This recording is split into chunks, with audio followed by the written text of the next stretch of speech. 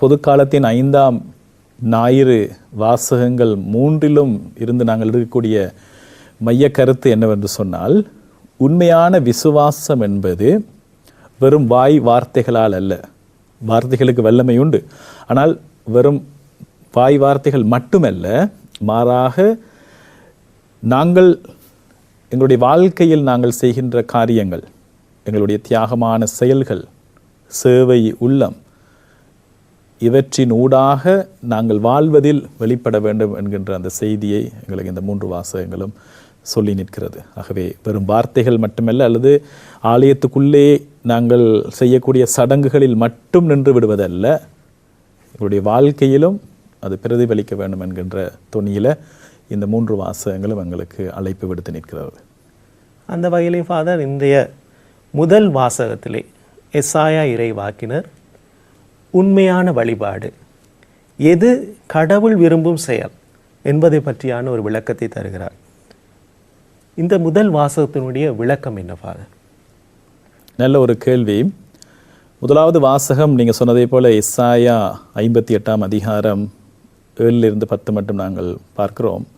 உண்மையான வழிபாடு என்பது கடவுள் விரும்பும் செயல்கள், அந்த செயல்களை செய்வது உண்மையான வழிபாடு, அதனுடைய நிறைவை காட்டுகிறது என்று சொல்லி எசாயா எங்களுக்கு சொல்லுகிறார். என்று சொன்னால், எசாயா இறைவாக்கினருடைய காலத்தில் மக்கள் பலர் நினைத்து கொண்டார்கள், இந்த சடங்கு ரீதியான காரியங்களை செய்தால் போதுமானது என்று சொல்லி. உதாரணமாக நோன்புகளை கடைபிடித்தல், அல்லது உபவாசம், சில காரியங்கள் ஆலயத்துக்குள்ளே செய்யக்கூடிய கடமைகளை மட்டும் செய்தால் போதுமானது என்று சொல்லி அவர்கள் நினைத்தார்கள். ஆனால் கடவுள் விரும்புகின்ற உண்மையான வழிபாடு என்ன என்பது இந்த தனிப்பட்ட அல்லது குழுவாக சேர்ந்து நிறைவேற்றுகின்ற சடங்குகள் அல்ல. சடங்குகள் முக்கியமானது. அந்த சடங்குகளை விட சமூக நீதி என்பது, இரக்கச் செயல்கள் என்பது, எங்களை விட மிகவும் வலுவிழந்து இருக்கின்ற, உடைந்த நிலையில் இருக்கிற சகோதர சகோதரிகள் மீது நாங்கள் எவ்விதமாக அவர்களை நடத்துகிறோம் என்பதின் பொருட்டு அது தீர்மானிக்கப்படும் அப்படி என்று சொல்லி எசாயா இறைவாக்கினர் உண்மையாகவே ஒரு பட்டியலை தருகிறார். சொல்லுகிறார், பசி இருக்கிறவருக்கு உணவு கொடுத்தல், பசியுற்றோரோடு உன்னுடைய உணவை பகிர்ந்து கொள் அப்படி என்று சொல்லி, வீடற்றோருக்கு அடைக்கலம் கொடுத்தல், வீடில்லாமல் இருக்கிற வரையோரை இல்லத்திலே ஏற்றுக்கொள்வது, ஆடையின்றி இருப்போருக்கு ஆடை கொடுப்பது, அல்லது உறவை தேடுவது, உன்னுடைய இனத்தாரை மறவாதே அப்படி என்று சொல்லி பழைய ஏற்பாட்டில் சொல்லப்படுது. அதாவது என்னுடைய இனத்தார் யார் அப்படின்னும் போது இதை நாங்கள் தவறாக புரிந்து கொள்ளக்கூடாது. எல்லா மனிதர்களும் என்னுடைய இனத்தவர் அப்படி என்கின்ற பார்வையில் நாங்கள் அந்த ஆன்மீகத்தை நாங்கள் வளர்த்து கொள்ளணும், எங்கள் ஆன்மீகத்தை பெருக்கிக் கொள்ளணும். அல்லது சில வேளைகளில் எங்களுடைய இனம் அப்படின்னும் போது சாதி, நான் பேசுகிற மொழி அல்லது என்கின்ற அந்த குறுகிய வட்டத்தில் அவர்களை மறவாதே அப்படி என்று சொல்லுகிற அர்த்தத்தை நாங்கள் பார்க்கக்கூடாது. மாறாக மனிதர்களாக இருக்கின்ற எல்லோரையும், ஏன் இன்னொரு படி நாங்கள் செல்வதென்று சொன்னால், அனைத்து உலகத்தில் இருக்கக்கூடிய எல்லா உயிர்களையும், பாப்பரசர் பிரான்சிஸுடைய ஆன்மீகம் அது, அவர் கொடுத்த விளக்கம் அது.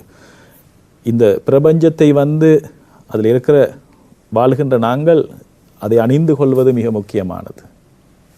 சின்ன என்னுடைய குடும்பம் என்று சொல்லி நான் குறுகிய வட்டத்தில் வாழ்வதல்ல, மாறாக எல்லா மனிதர்களையும் ஏற்றுக்கொள்ளுகின்ற ஒரு பரந்த ஆன்மீகம் கொண்டவர்களாக நாங்கள் மாற வேண்டும் என்பது இந்த இசையா இறைவாக்கினர் எங்களுக்கு ஒரு பெரிய ஒரு சவாலையும் அழைப்பையும் கொடுக்கிறார். ஆகவே நாங்கள் காணலாம், ஒரு உண்மையான பக்தி என்பது எந்த உணவை சாப்பிடாமல் உபவாசம் இருப்பது அல்ல, உணவை பசித்தவரோடு பகிர்ந்து கொள்வது அதை விட மிக முக்கியமானது. அதே போல சடங்குகளை சரியான முறையில் கடைபிடிப்பது நல்லது. ஆனால் அதை விட அதிகமாக இந்த ஆன்மீக வழிபாடுகள் எப்பொழுது நிறைவு பெறும் என்று சொன்னால், ஆலயத்தில் ஆரம்பிக்கிற இந்த வழிபாடு வெளியிலும் அது பகிரப்படும் பொழுது, நான் சொன்ன இந்த விஷயங்கள் ஊடாக அனைவரையும் நாங்கள் ஏற்றுக்கொள்ளும் பொழுது அது பூரணமான இறைவன் விரும்புகின்ற ஒரு பலியாக வழிபாடாக இருக்கும் என்று சொல்லி இசையா இறைவாக்கினர் அழைப்பு விடுக்கிறார்.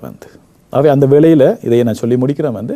அப்பொழுது உன் ஒளி விடியற்காலை ஒளியை போல தோன்றும் அப்படி என்று சொல்கிறார். உன் காயங்கள் விரைவாக ஆறும். எங்களுடைய வாழ்க்கையில் இருக்கக்கூடிய மனக்காயங்களாக இருக்கலாம், சில வேளையில் நாங்கள் செய்து கொண்ட பாவங்களுடைய விளைவாக நாங்கள் கட்டிக்கொண்ட பல காரியங்களாக இருக்கலாம். இது எல்லாத்திலையும் நான் விடுபட வேண்டும் என்று சொன்னால் இந்த அறக்காரியங்களை செய்வது ஒரு வழி என்னுடைய அன்றாட வாழ்க்கையில்.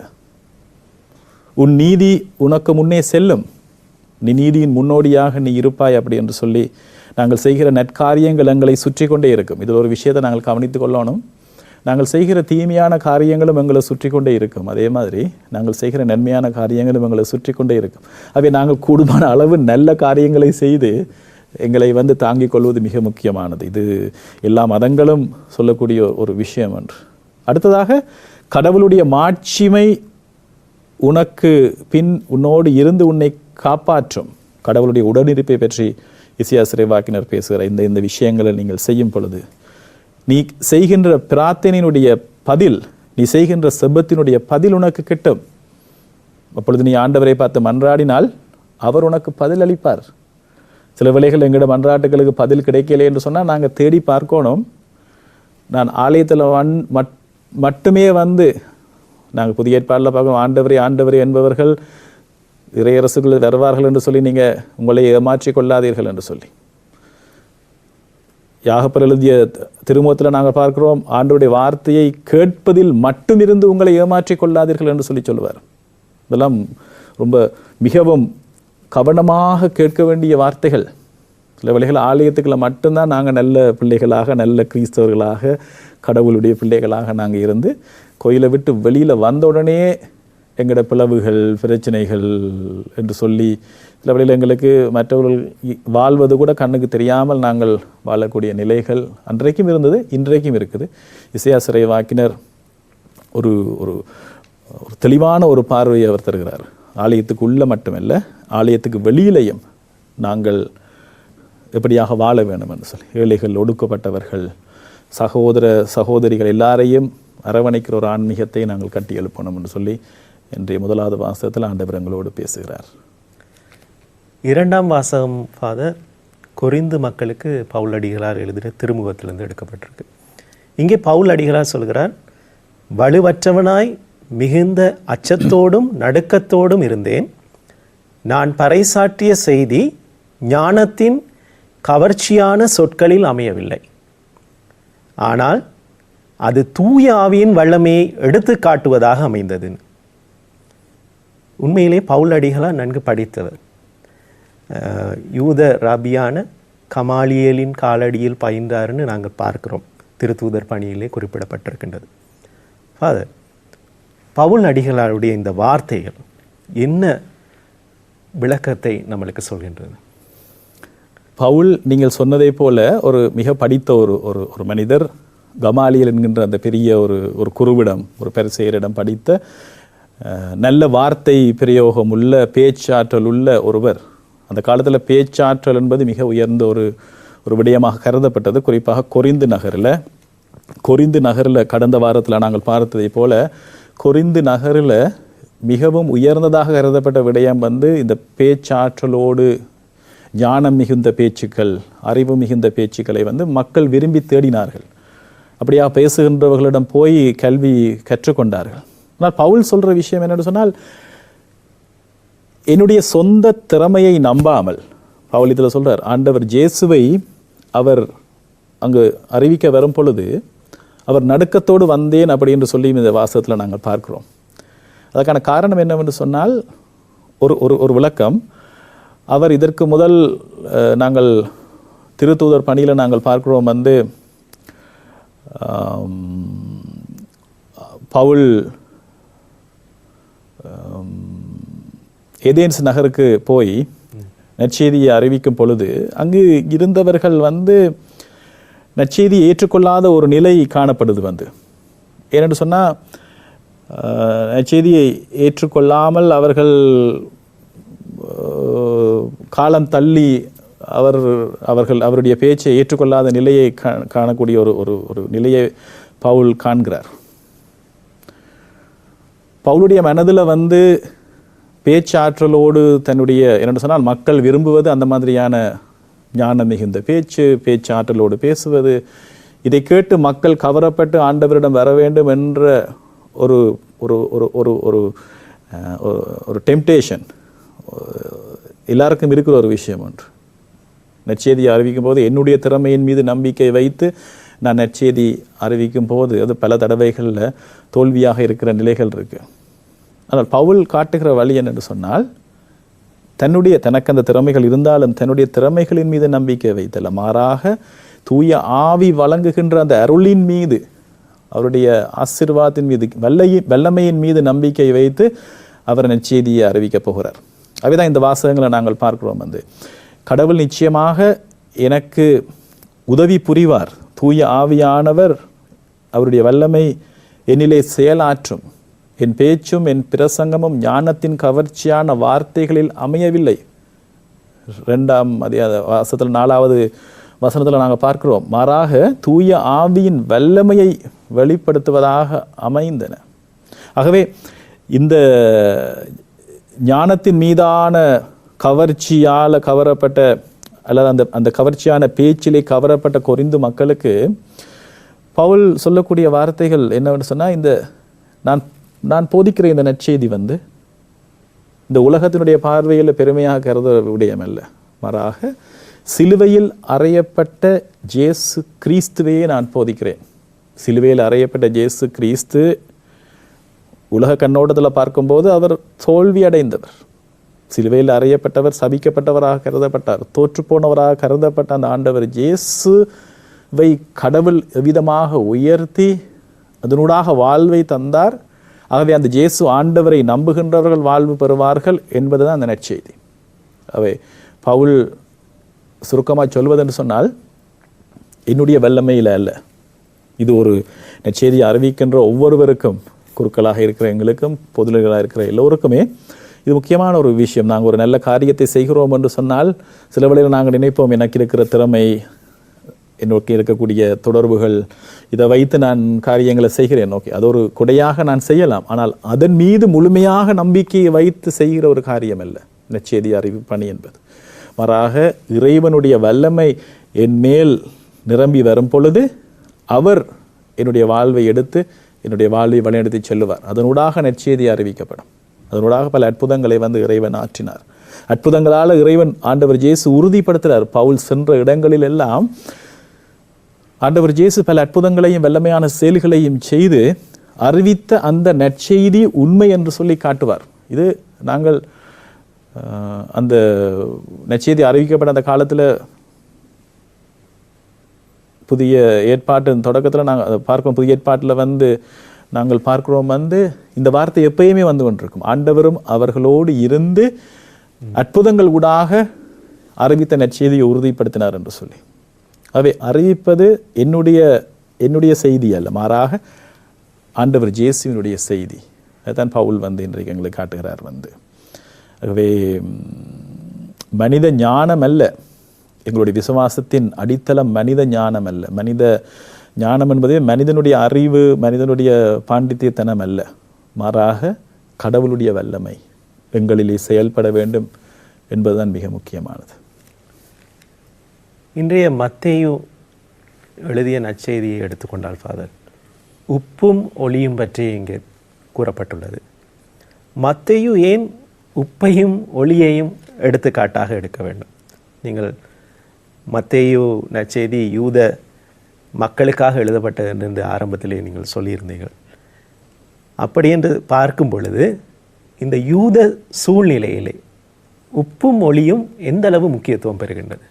நல்ல ஒரு கேள்வி. நீங்கள் சொன்னதை போல மத்தேயு நற்செய்தி யூதர்களுக்காக எழுதப்பட்டது. யூத பின்னணியில் வந்தவர்களுக்கு இந்த உப்பும் ஒளியும், யூதர்களுக்கு மட்டுமல்ல மனிதர்கள் எங்களுக்கு இது ரெண்டும் மிக முக்கியமான விடயங்கள். உப்பு என்பது முக்கியமானது, ஒளி என்பது முக்கியமானது. ஆனால் யூதர்களுக்கும் இது முக்கியமான இரண்டு பொருட்கள். எனவே உப்பு என்பது யூதர்களுடைய பின்னணியை நாங்கள் பார்க்கும்போது ஒரு உடன்படிக்கையிலே இருக்கக்கூடிய ஒரு பாதுகாப்பினுடைய ஒரு குறியீடாக கருதப்பட்டது. உடன்படிக்கையினுடைய நிரந்தரம், த பெர்மனன்சி ஆஃப் த கவர்னன்ட் அப்படின்னு சொல்லுகின்ற இந்த உடன்படிக்கை நிரந்தரத்தினுடைய அடையாளமாக உப்பின் உடன்படிக்கை அப்படின்னு சொல்லி பழைய ஏற்பாட்டில் கடவுளுக்கும் இஸ்ரேல் மக்களுக்கும் இடையிலான ஒரு உடன்படிக்கை நாங்கள் எண்ணாகமம் 18வது அதிகாரம் 19 நாங்கள் பார்க்கிறோம். இந்த உப்பின் உடன்படிக்கை என்று அழைக்கப்படுகிற ஒரு விடயத்தை அதாவது இது ஒரு மீற முடியாத நிரந்தரமான உடன்படிக்கையின் குறியீடாக இந்த உப்பு பயன்படுத்தப்படுது. பலி ஆலயத்தில் பலி செலுத்தும் பொழுது எல்லா உணவு பண்டங்கள்லையும் உப்பு சேர்க்கப்பட வேண்டும் என்று சொல்லி கட்டளையிடப்பட்டிருந்தது. லேவியர் ஆகமத்தில் 2ஆம் அதிகாரம் 13 நாங்கள் பார்க்கிறோம். பலியிடப்படுகின்ற ஒவ்வொரு பொருட்கள்லையும் உப்பு பயன்படுத்தப்பட்டுச்சு. ஆகவே இது பலிக்கும் கடவுளுக்கும் இடையான உறவினுடைய ஒரு நிரந்தரத்தை இது குறித்து இருக்கு. அதோடு நாங்கள் சாதாரணமாக மனிதர்களுடைய அனுபவம் உப்பு ஒரு பாதுகாக்கின்ற ஒரு பொருள். உப்பு அதிகமாகவும் கூடாது, அளவான உப்பாக இருக்கணும். ஆனால் உப்பினுடைய ஒரு தன்மை இந்த காலத்தில் நவீன முறையில் பொருட்களை பாதுகாக்கிறோம். ஆனால் அந்த காலத்தில் அந்த நவீன முறைகள் இல்லை, ஃப்ரிட்ஜ் இருக்கையில் எப்படியான விஷயம். ஆனால் உப்பிட்டு தான் பல உணவுப் பொருட்களை பாதுகாத்தார்கள். அவை பாதுகாக்கின்ற ஒரு பொருள் உப்பு என்பது. அதோடு சேர்ந்து சுவையூட்டுகின்ற ஒரு பொருளாகவும் உப்பு கருதப்பட்டுச்சு. ஆகவே இந்த உலகின் உப்பு நீங்கள், என்னுடைய சீடர்களாக இருக்கிற நீங்கள் உலகின் உப்பு என்று சொல்லி ஆண்டவர் அழைத்ததுக்கான காரணம் ஒன்று, நீங்கள் கெட்டு போகாமல் மற்றவர்களை பாதுகாக்கின்ற ஒரு பொருளாக இருக்க வேண்டும். மற்றது அவர்களுடைய வாழ்க்கைக்கு சுவை கொடுக்கின்ற அந்த சக்தியையும் கொண்டவர்களாக இருக்க வேண்டும் அப்படி என்கின்ற அந்த விஷயத்தை உப்பு என்கின்ற அந்த உபமானத்தினோட அந்த நட்சத்திரத்தில் நாங்கள் பார்க்கிறோம் ஆண்டவர் பயன்படுத்துகிறார். அதே மாதிரி ஒளி என்பதும் சாதாரணமாக எங்களுக்கு தெரியும். இந்த ஒளி என்பது வெளிச்சத்தை கொடுக்கிற ஒரு விடயம் என்று சொல்லி கடவுளுடைய பிரசன்னம் இந்த ஒளியாக நாங்கள் கருதுவோம். பழைய ஏற்பாட்டிலேயும் இந்த ஒளி கடவுளுடைய பிரசன்னமாக கருதப்பட்டுச்சு. ஆலயத்தில் ஏற்றப்படுகின்ற ஒளி, வாழ்க்கைக்கு ஏற்றப்படுகின்ற ஒளி, மற்றவர்களுக்கு வழிகாட்டுகின்ற ஒளி, இப்படியான சிந்தனைகள். அவை ஆண்டவர் நீங்கள் உலகின் உப்பாகவும் ஒளியாகவும் இருக்கிறீர்கள் என்னும் பொழுது ஒரு பெரிய ஒரு பொறுப்பை அவரை பின்பற்றுகின்ற அவருடைய பிள்ளைகளுக்கு ஆண்டவர் தருகிறார். இன்றைய சமூகத்தை எடுத்துக்கொண்டார் ஃபாதர், இந்த உப்பாக ஒளியாக நாங்கள் வாழ அழைக்கப்பட்டிருக்கிறோம் என்று பார்க்கிறோம். இன்றைய சூழ்நிலையிலே நாங்கள் ஒரு பல்சமய சூழலிலே வாழ்ந்து கொண்டிருக்கின்றோம். எவ்வாறு நாங்கள் கத்தோலிக்கர்கள் ஒரு உப்பாகவும் ஒளியாகவும் இருக்க முடியும்? இது ஒரு நல்ல ஒரு கேள்வி என்று நான் நினைக்கிறேன். குறிப்பாக நாங்கள் ஒரு பல் சமய மக்களோடு வாழக்கூடிய சூழ்நிலையிலே வாழக்கூடிய, இலங்கையில் வாழக்கூடிய எங்களுடைய நிலை, கிறிஸ்தவர்கள் நாங்கள் மற்றைய மதத்தவர் சகோதர மதத்தவர்களை விட்டு பிரிந்து நாங்கள் மட்டும் தனியாக ஒரு செக்லூடடாக, மற்றவர்கள் யாரும் உள்ளே வர முடியாத கதவுகளை அடைத்து உள்ளே வாழுகிற ஒரு வாழ்க்கை முறை அல்ல. உப்பாகவும் ஒளியாகவும் நாங்கள் இருக்க வேண்டும் அப்படின்னு சொல்லி ஆண்டவர் எங்களை அழைத்திருக்கிறார் என்று சொன்னால், உப்பு எப்படி ஒரு பொருளோடு கலந்து அதற்கு சுவை சேர்க்கிறதோ, அதை பாதுகாக்கிறதோ, அதே போல் எங்களுடைய வாழ்க்கையிலும் இந்த வாழ்க்கை முறையில் இந்த விடயங்கள் நிச்சயமாக காணப்படணும். நீங்கள் கேட்ட இந்த கேள்வி நான் நினைக்கிறேன் மிக மிக முக்கியமான யதார்த்தத்தோடு பொருந்திய ப்ராக்டிக்கலாக எங்களுக்கு தேவையான ஒரு விஷயம். பல விஷயங்களை சொல்லி நிற்குது. உறவுகளை நாங்கள் பாதுகாத்து கொள்ளணும். மதங்கள் உறவுகளை பிரிக்கிற ஒரு விஷயம் அப்படின்னு சொல்லுவாங்க. ஆன்மீகம் என்பது உறவுகளை இணைக்கும். ஆண்டவர் இயேசுவிலே இணைந்து வளர்வது என்பது ஆன்மீகத்தை பொறுத்தது, ஆன்மீகத்தோடு சம்பந்தப்பட்ட விடயம். சில வேளையில் நாங்கள் இந்த ரெண்டு விஷயத்தையும் புரிந்து கொள்ளாமல் ஒன்றாக நினைக்கிறதால சில வேளைகளில் நாங்கள் மதங்களை நாங்கள் இறுக்கமாக பிடிக்கிறதால மதம் பிடித்தவர்கள் நாங்கள் சில வேளை இருக்கக்கூடிய நிலைகள் இருக்கு. ஆகவே உறவுகளை பாதுகாப்பது என்பது ஒரு முக்கியமான ஒரு விடயம். ஸோ மத வேறுபாடுகளை கடந்து எங்களோடு வாழக்கூடிய எங்களுடைய நம் அண்டை வீட்டாராக இருக்கலாம், அயலவர்களாக இருக்கலாம், நாங்கள் வேலை செய்கிற இடங்களில் இருக்கக்கூடிய மற்றைய மத சகோதரர்களோடு ஒரு ஆழமான நட்புறவை நாங்கள் பேணுவது மிக முக்கியமானது. அதுதான் 2ஆம் வத்திக்கான் சங்கத்தில் திருச்சபையினுடைய முக்கியமான ஒரு படிப்பினை. நாங்கள் கிறிஸ்தவர்கள் என்பதால் நாங்கள் ஒதுங்கி நாங்கள் மட்டுமென்று சொல்லி நாங்கள் ஒரு எக்ஸ்க்ளூட் ஆயிரும். இன்க்ளூசிவான நாங்கள் யாரையுமே சேர்க்காமல் நாங்கள் மட்டுமென்று சேர்ந்து வாழுகிற குழு அல்ல. மாறாக உறவை பேணுகிற அன்பின் அடிப்படையிலான ஒரு சமுதாயத்தை கட்டுகிற பிள்ளைகளாக இருக்கணும். அது ஒரு முக்கியமான விஷயம். அடுத்ததாக ஒரு சில விஷயங்களை நான் சொல்கிறேன் சமூக நீதி சம்பந்தமாக எங்களுடைய பார்வை அதை நாங்கள் பேணணும். இந்த உப்பாகவும் ஒளியாகவும் நீங்கள் இருக்கிறீர்கள் என்று சொல்லி ஆண்டவர் எங்களுக்கு அழைப்பு கொடுத்திருக்கிறார் என்று சொன்னால், எங்களுடைய சமுதாய வாழ்வில் நீதி, நேர்மை, சமத்துவம் கெட்டு போகாமல் இருப்பதற்கு நாங்கள் அதுக்காக உழைக்க வேண்டிய ஒரு தேவை எங்களுக்கு இருக்குது. என்னென்னு சொன்னால், இந்த உலகத்தில் சமமாக அல்லது அதை விட அதிகமாக தீமை இன்றைக்கு காணப்படுகிற சூழ்நிலைகள் பல இருக்குது. பல்வேறு விதமான நற்செய்திக்கு புறம்பான செயல்களை தீயவன் சாத்தான் விதைத்து கொண்டே இருக்கிறான், செய்து கொண்டே இருக்கிறான். அது திருச்சபைக்குள்ளேயும் இருக்குது, வெளியிலேயும் இருக்குது. அவை உலகின் உப்பாக இருக்கிறீங்க, நீங்கள் உலகின் ஒளியாக இருக்கிறீர்கள் என்று சொல்லி பெரிய ஒரு பொறுப்பை ஆண்டவர் தந்திருக்கிறார் என்று சொன்னால், நாங்கள் இந்த சமூக நீதிக்காக, ஒற்றுமைக்காக, குறிப்பாக ஆண்டவருடைய வார்த்தை எங்களுக்கு திரும்ப திரும்ப மறுபடியும் சொல்லுகிறது இந்த உலகிலே மிகவும் பாதிக்கப்பட்டிருக்கிற மனிதர்கள், உடைந்து போயிருக்கிற மனிதர்கள், குறிப்பாக எங்களுக்கு தெரியும் இந்த அண்மை காலத்தில் நடந்த இந்த வெள்ளப்பெருக்கு, இந்த பிரச்சனைகளால் பாதிக்கப்பட்டு இன்னும் எத்தனையோ மனிதர்கள், மக்கள் உடைந்த நிலையில் இருக்கிறார்கள். ஆகவே அவர்கள் பொருட்டு எங்களுடைய பார்வை என்ன அப்படின்னு சொல்லி நாங்கள் கேட்க வேண்டிய ஒரு கேள்வி எங்களுக்கு இருக்குது. நாங்கள் ஆலய வழிபாட்டுக்குள்ளே மட்டும் எங்களுடைய கிறிஸ்தவ வாழ்வை முடித்து கொள்வது அல்ல கிறிஸ்தவ வாழ்க்கை. ஆலயத்தில் நாங்கள் ஆரம்பிக்கிற எங்களுடைய கிறிஸ்தவ வாழ்க்கை, அதான் திருப்பலி முடிவில் நாங்கள் சொல்லுவோம், சென்று திருப்பலி எங்கள் வாழ்வில் தொடரட்டும் அப்படின்னு சொல்லி திருப்பலியை நாங்கள் முடிப்போம். நாங்கள் கொண்டாடிய திருப்பலி எங்களுடைய வாழ்விலும் தொடர வேண்டும். நாங்கள் பகிர்ந்து கொண்ட விடயம் எங்களுடைய வாழ்விலும், அன்றாட வாழ்விலும் தொடர வேண்டும் என்ற ஒரு செய்தி இருக்குது. அடுத்ததாக நான் நினைக்கிறேன் மகிழ்ச்சியை கொடுக்கின்ற மனிதர்களாக நாங்கள் இருக்க அழைக்கப்பட்டிருக்கிறோம். இந்த உப்பாக ஒளியாக நாங்கள் இருக்கிறோம் என்று சொன்னால், எங்களுடைய அணுகுமுறை நேர்மறையான ஒரு அணுகுமுறையாக, பாசிட்டிவான அணுகுமுறையாக எங்களோட வாழ்க்கையை நாங்கள் பார்க்க பழகிக்கொள்ளணும். ஒரு மகிழ்ச்சியான மனப்பான்மை உள்ளவர்களாக, தன்னலமற்ற சேவை செய்பவர்களாக, இந்த ஒளியை போல, உப்பை போல வாழ்வது, மற்றவருடைய வாழ்க்கைக்கு நாங்கள் சுவை கொடுக்கின்ற மனிதர்களாக இருப்பது மிக மிக முக்கியமானது. ஸோ இந்த மாதிரியான விடயங்கள் மிக முக்கியமானது. ஸோ மற்றைய மதத்தவர்களோடு நீங்கள் கேட்ட கேள்வி எப்படியாக எங்களுடைய மற்றைய மத சகோதரர்களோடு நாங்கள் வாழ்வது என்பது, சில வேளைகளில் நாங்கள் மற்றைய மத சகோதரர்களோடு நாங்கள் விவாதத்துக்கு போயிடுவோம். கூடுமான வேளைகளில் மற்ற மதங்களை குறை கண்டுபிடிப்பதும், அல்லது அவர்களுடைய கடவுள் அனுபவத்தை நாங்கள் சில வேளைகளில் குறை கொள்ளுவதும், அதை விட நான் நினைக்கிறேன் அன்பு பரிணாமத்தில் உருவாகுகின்ற அவர்களுடைய கடவுள் அனுபவத்தில் காணக்கூடிய உயர்ந்த விழுமியங்களை நாங்கள் கண்டுகொள்வதற்கு எங்களுடைய கண்களை நாங்கள் திறந்து கொள்ளணும். இந்த வாழ்க்கை அனுபவத்தில் எங்களுடைய வாழ்க்கையில் நாங்கள் ஆண்டவர் இயேசுவை ஏற்றுக்கொள்வது, அதனூடாக அவர்களுக்கு நாங்கள் நற்செய்தி அறிவிக்கிறோம்.